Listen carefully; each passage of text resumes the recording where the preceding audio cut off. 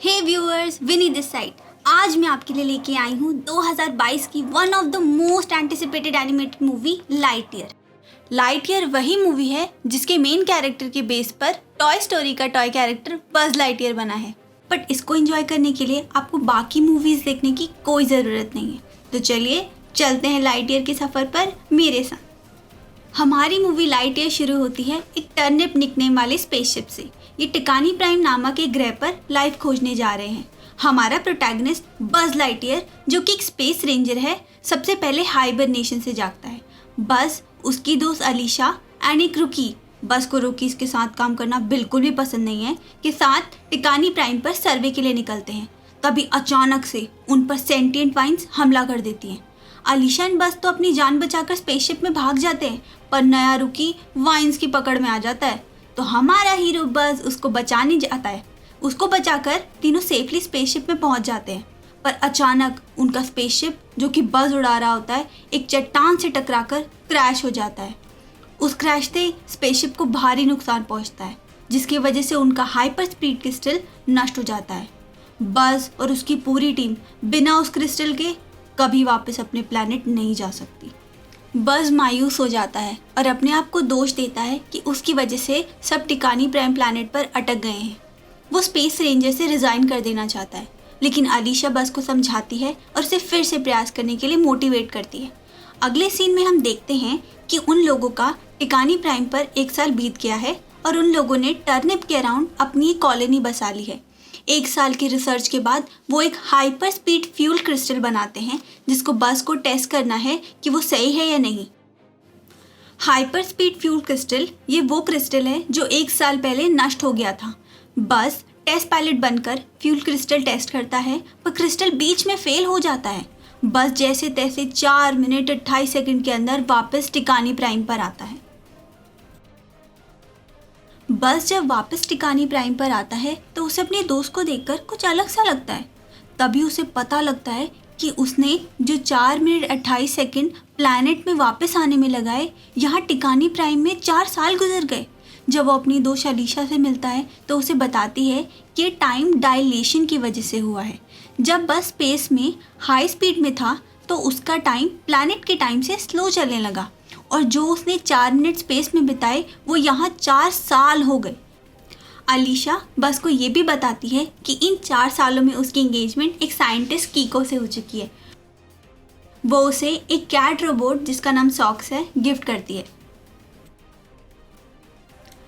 अब हमारी कहानी आगे बढ़ती है, जहाँ बज सॉक्स से बात करने के बाद अपने मिशन को कंप्लीट करने के लिए मोटिवेट हो जाता है।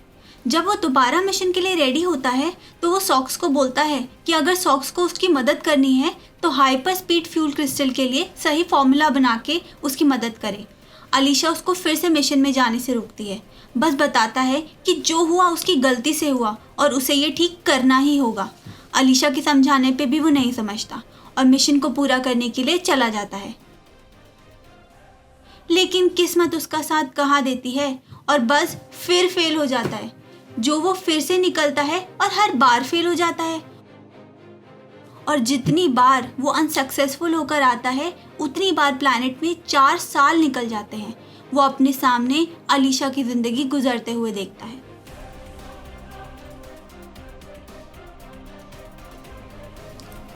जब बज अपने लास्ट मिशन से फिर से फेल होकर आता है तो देखता है कि अलीशा अब ओल्ड एज से मर चुकी है। वो उसके लिए एक हॉलोग्राम में मैसेज छोड़कर जाती है, जिसमें उसे एक सच्चे दोस्त की तरह खुश रहने की नसीहत देती है और अपनी पोती इजी से भी मिलवाती है। अब बस का नया कमांडर कैल बर्नसाइड, जो अलीशा की जगह आया है, बस को बताता है कि कॉलोनी के लोगों ने टिकानी प्राइम प्लैनेट पर रहने का सोच लिया है और बस को और कोई प्रयास करने की ज़रूरत नहीं है। शाम को जब मायूस बस अपने कमरे में आता है तो सॉक्स उसको बताता है कि उसने स्पेसशिप की फ्यूल प्रॉब्लम को सॉल्व कर लिया है। उसी समय कॉलोनी की पुलिस आकर बस से अलीशा का दिया हुआ सॉक्स वापस मांगती है, लेकिन बस उनको चकमा देकर वहाँ से भाग जाता है और सॉक्स की मदद से नया क्रिस्टल तैयार करता है। उसी बीच सॉक्स का फॉर्मूले वाला कंप्यूटर भी टूट जाता है। वो नए क्रिस्टल को स्पेसशिप में लगाकर भागने में सक्सेसफुल रहते हैं। इस बार बस हाइपर स्पीड अचीव कर लेता है।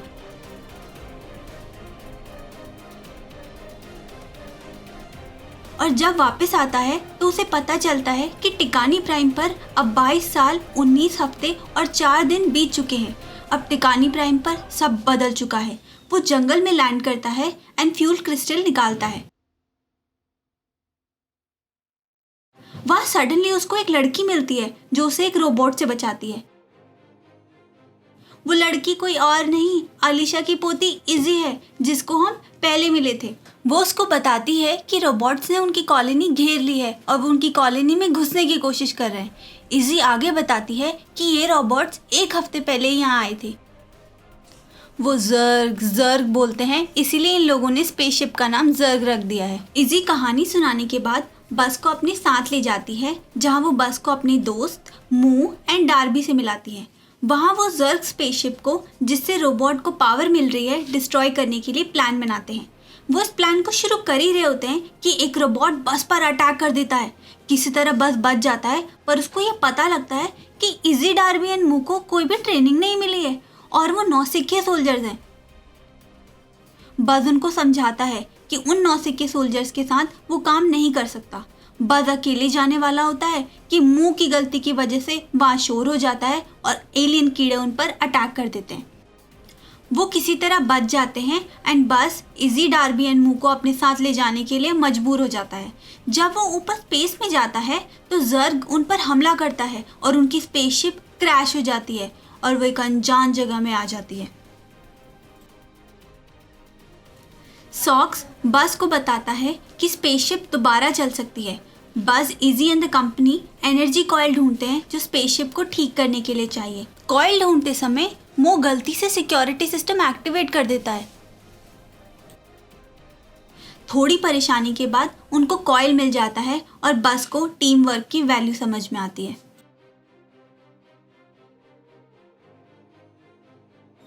पर हैप्पी एवर आफ्टर अभी कहाँ होता है मेरे दोस्त, क्योंकि बस पर जर्ग हमला करता है। बस बाकियों को शिप में जाने को कहता है और जर्ग को अपने पीछे ले जाता है।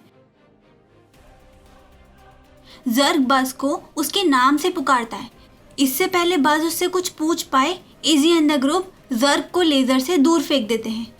उनकी खुशी ज़्यादा देर नहीं टिकती, क्योंकि जर्ग अपनी रोबोट आर्मी को बुलाकर उन पर फिर से अटैक करवाता है। किसी तरह बस एंड द ग्रुप बचने की कोशिश करते हैं। मो और डार्बी कुछ रोबोट्स को मार गिराते हैं। बस भी एक रोबोट को एंड मोमेंट पर मार गिराता है,